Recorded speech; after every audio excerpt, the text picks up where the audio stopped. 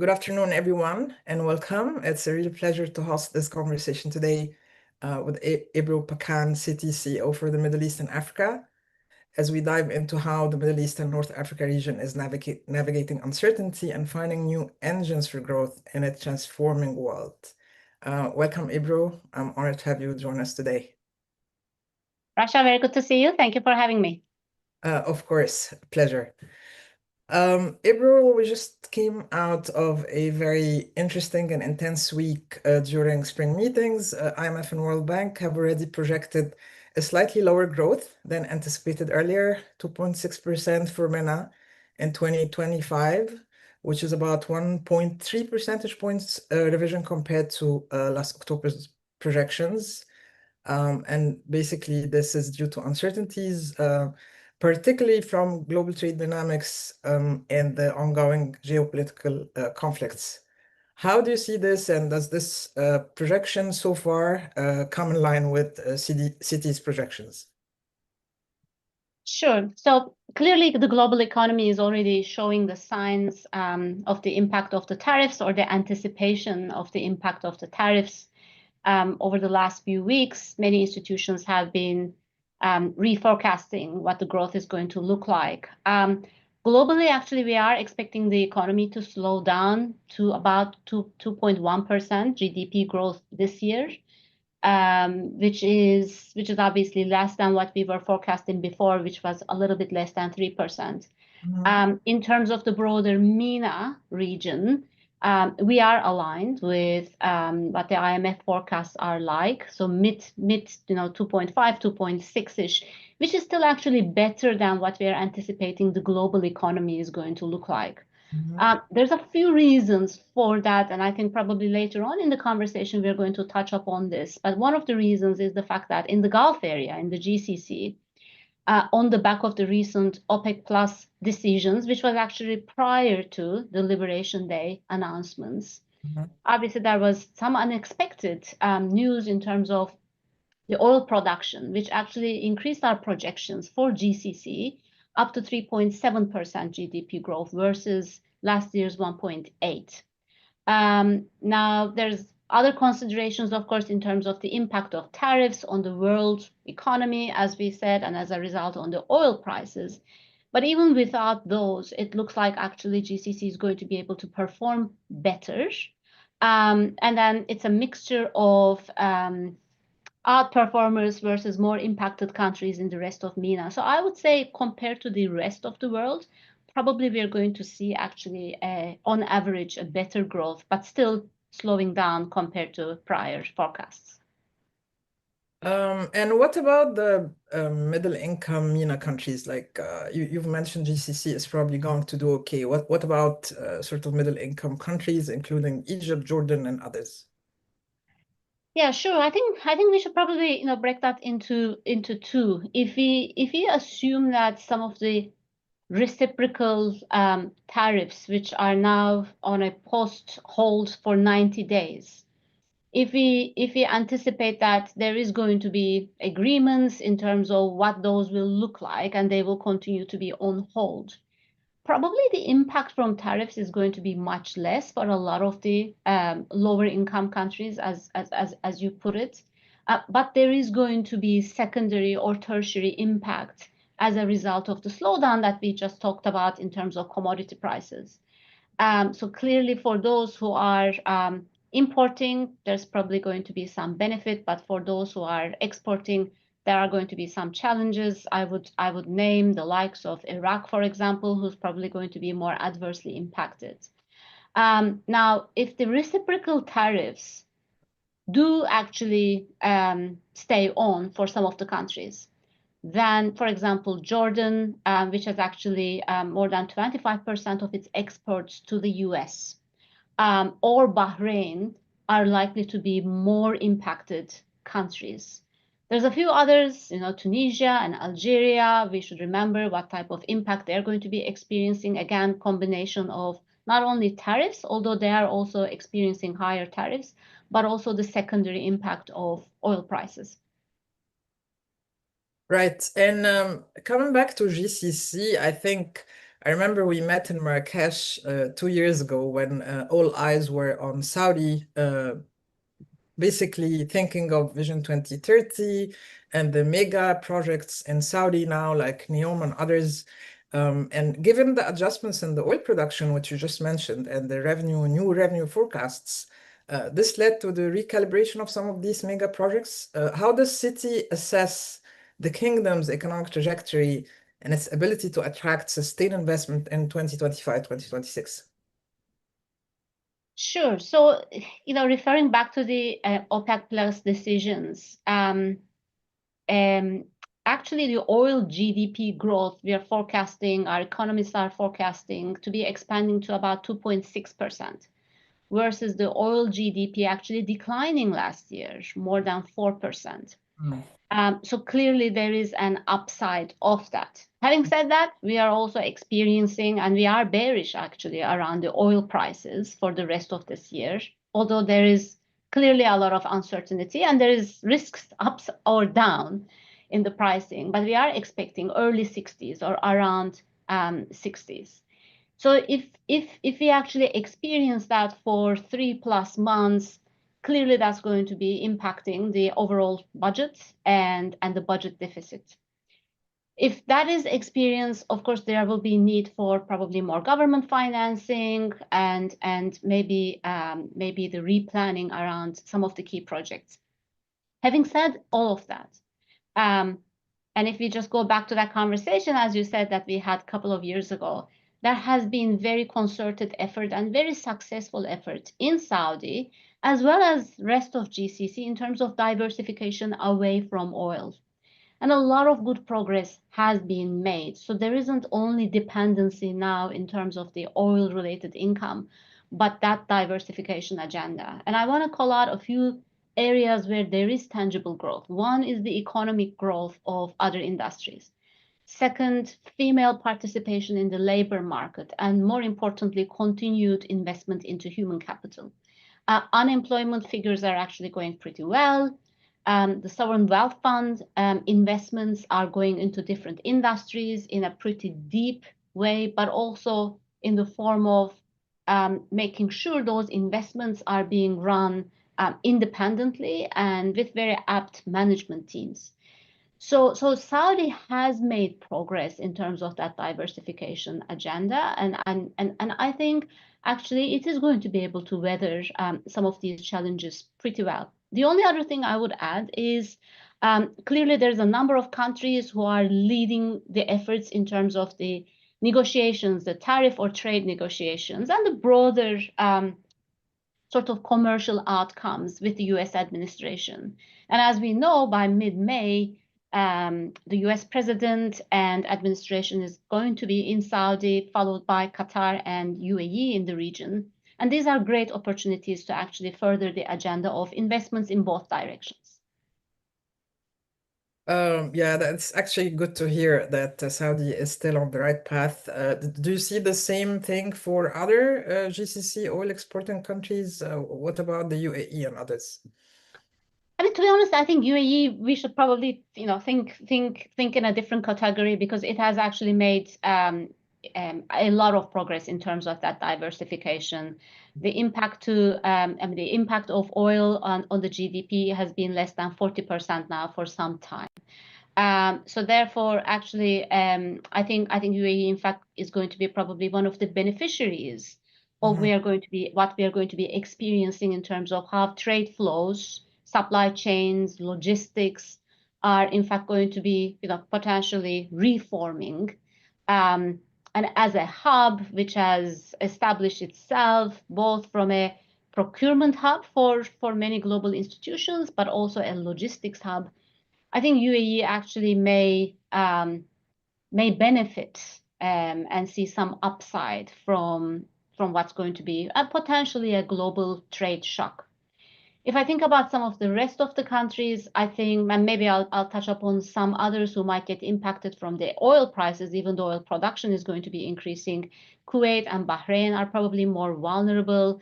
And again, depending on how long these, oil price challenges may last, probably Oman is going to be also one of the more adversely impacted ones. I see. Thank you, Ibro. And let me divert the discussion a little bit towards sub-Saharan Africa. So recently, with increasing investments into sub-Saharan Africa, which is very positive and promising, do you see the growing focus on sub-Saharan Africa as a competitive shift that diverts resources from MENA, or as a complementary expansion of investment horizons that could actually ultimately benefit both regions?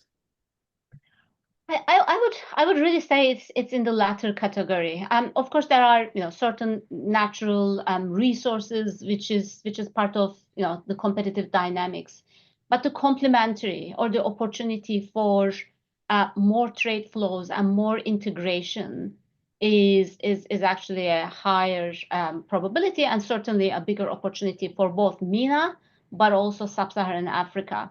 Um, as the world is rethinking the supply chains and the trade flows, clearly some of the investments from the US or from the US companies over the last decade have been somewhat replaced, but certainly been challenged by the Chinese. And now that, again, as those two big economies are thinking about how to reshape their economies, there's a great opportunity for Africa to diversify its trading and investment partners.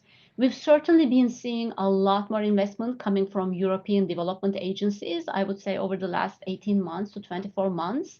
And the interest of whether this is the Gulf or the rest of MENA in terms of doing business with Africa has certainly been substantially increasing.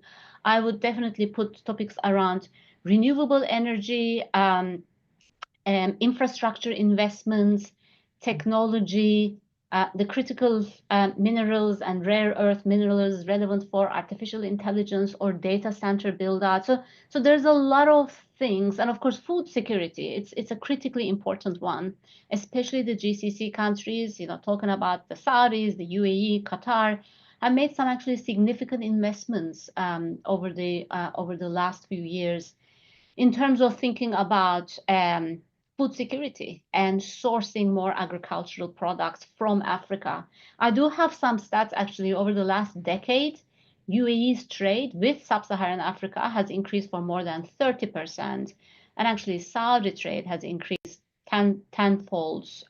So there is increasing business, and you're also seeing some of the sub-Saharan African entrepreneurs and Pan-African companies leveraging actually some of the GCC markets, like specifically the UAE, as their management hubs, as their logistic hubs, as their procurement hubs. So that partnership is growing. Clearly, more can be done. But I would also call out, especially for sub-Saharan Africa, now that we are talking about this topic, the free trade agreement for Africa. It has been in the works. There's a vision around 2031. There's an opportunity to accelerate that, because this environment is also a fantastic environment for Africa actually to increase that intra-Africa trade. Absolutely. And there's a lot that can be achieved there. Absolutely. And thinking, maybe I'm sure you deal more closely with corporates from Africa. You also work maybe at the sovereign level with governments. What are the key pillars that really led this transformation in sub-Saharan Africa? Is it like the macroeconomic stability aspect? Is it just a good alternative to otherwise risky investments elsewhere? What do you see are the key pillars for that? I think one of the things I would immediately call out is in a few of the different markets there has been a more consistent versus the past reform agenda. Um, Clearly Nigeria has made significant progress in terms of reforms, both on the monetary side, but increasingly so on the fiscal side, dealing with oil subsidies and pretty endemic problems in terms of FX liberalization and trade liberalization in a pretty big way, and that reform agenda is being quite successful. There are a few others who's been on that journey. That obviously has to continue, and clearly, again, the economic slowdown across the globe is bound to impact some of these markets. It's very important that right prioritization is continued in terms of reforms. Secondly, there's clearly a significant potential of Africa in terms of natural resources, some of which is still actually requiring exploration, excavation, but also building out the value chains that is going to allow for Africa to actually benefit from the upside of the premium of that value creation, rather than just being producer of the exporter of the commodities. Absolutely. And there is more concerted investments going into making that happen. Multilaterals and development agencies are supporting this agenda. The last thing I would call out is when it comes to renewables and the energy reform. The fact of the matter is there are still quite a few countries who's dependent or who has to build on hydrocarbon fuel or energy sources. That phenomenon is not necessarily going to change anytime soon. But there is an opportunity when you're building out the new energy capabilities to really focus on solar. I think Kenya is doing a very, very good and a concerted effort around how to make use of solar in terms of their energy reforms. So the infrastructure investments, which is potentially also going to be supported as a result of, again, the current environment and the trade deals and negotiations which are going to be hopefully concluded in the coming months, I think are going to be great opportunities for actually Africa to potentially benefit from the changes that we are experiencing.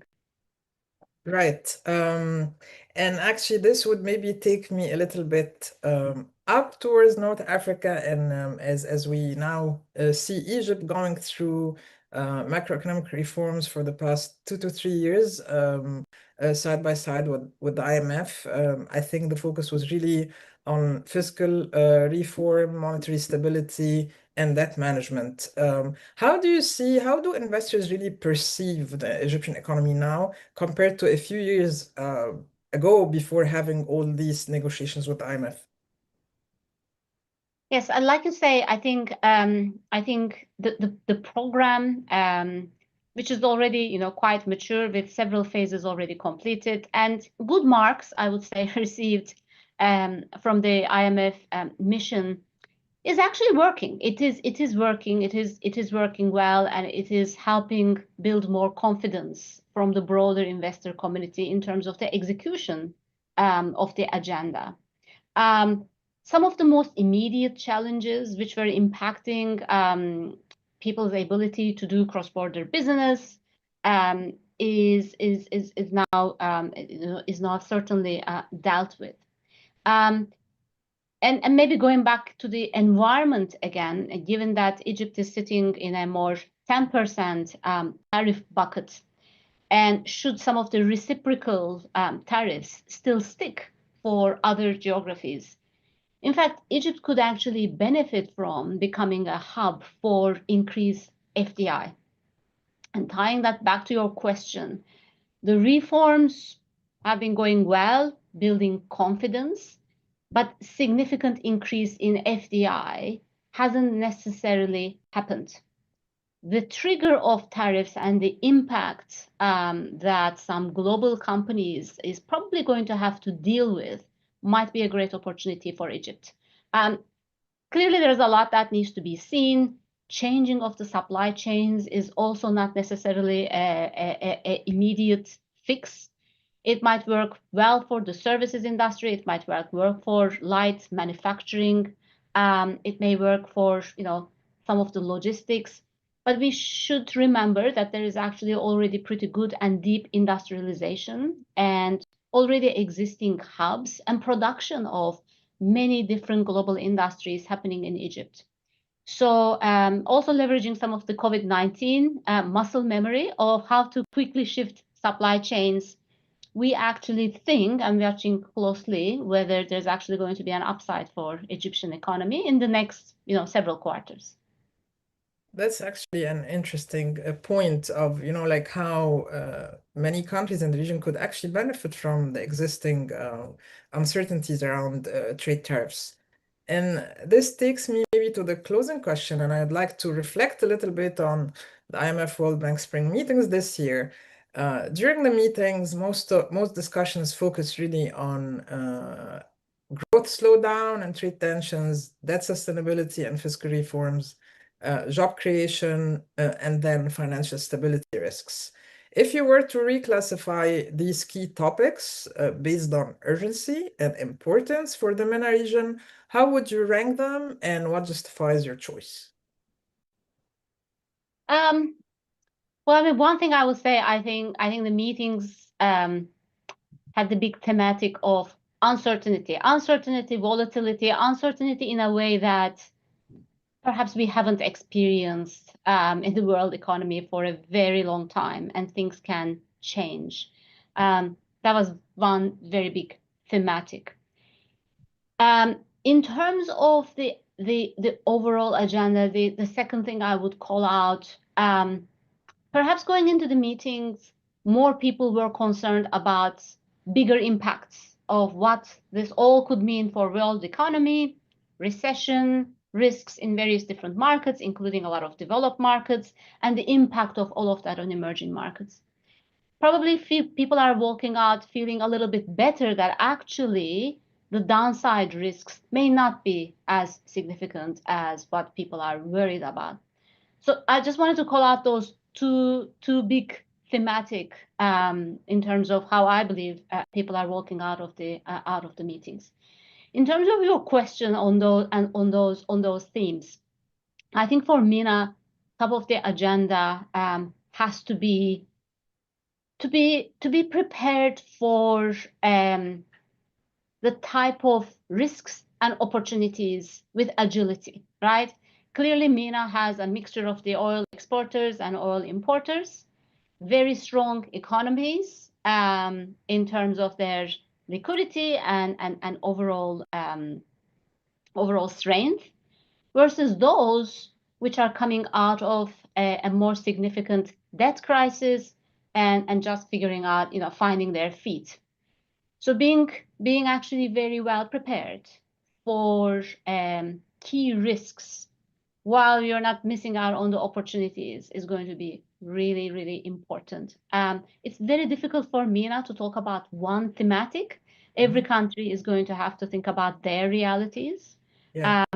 The only other thing I want to call out is MENA has a lot that it can achieve through regional integration within itself, but also with Africa, with Central Asia, the broader Asia.